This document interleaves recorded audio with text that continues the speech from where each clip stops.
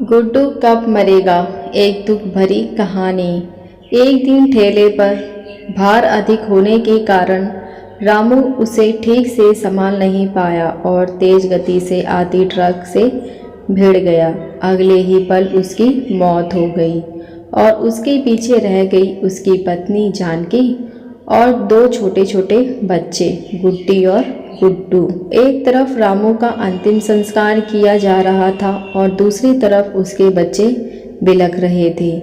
इसलिए नहीं कि पापा मर गए, वे तो भूख से बिलख रहे थे।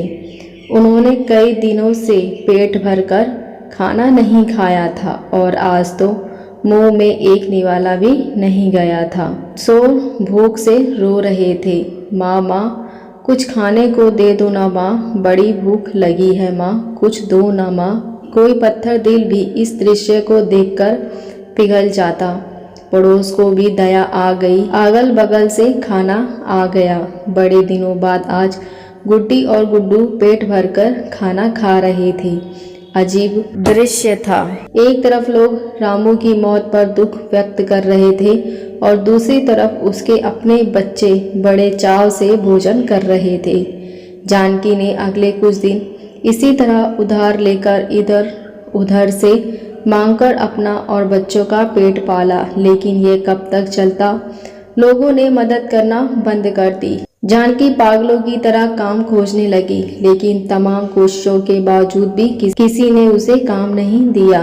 जब थक कर घर लौटी तो बच्चे उम्मीद से उसकी तरफ देखने लगे। गुड्डू तुतलाते आवाज में बोला, क्या लाई हो माँ, जल्दी से खिला दो, बड़ी भूख लगी है। माँ रो पड़ी और बच्चा समझ गया कि माँ के पास कुछ भी नहीं है। एक पल के लिए अजीब सा सन्नाटा पसर गया।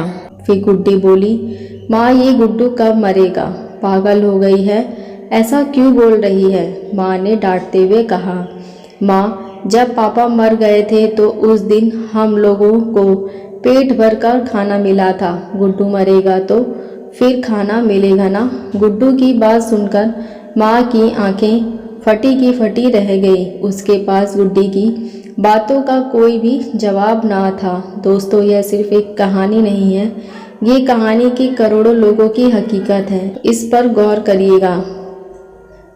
जिस खाने को हम थाली में ऐसे ही छोड़ देते हैं, उसकी कीमत को समझिए। बचपन से हमें अन्न का आदर करना सिखाया जाता है, लेकिन चूंकि हमने कभी असर भूख नहीं देखी होती है, इसलिए हम उसका आदर करना नहीं सीखते। बस एक दिन भूखा रहकर देखिए और करोड़ों लोगों का दर्द समझ पाएंगे। आशा करती हूँ ये कहानी आपको अच्छी लगी होगी। अगर अच्छी लगी हो तो मेरे चैनल को सब्सक्राइब, लाइक, शेयर ज़रूर करें। अब मिलते हैं नई कहानी के साथ। देखने और सुनने के लिए धन्यवाद।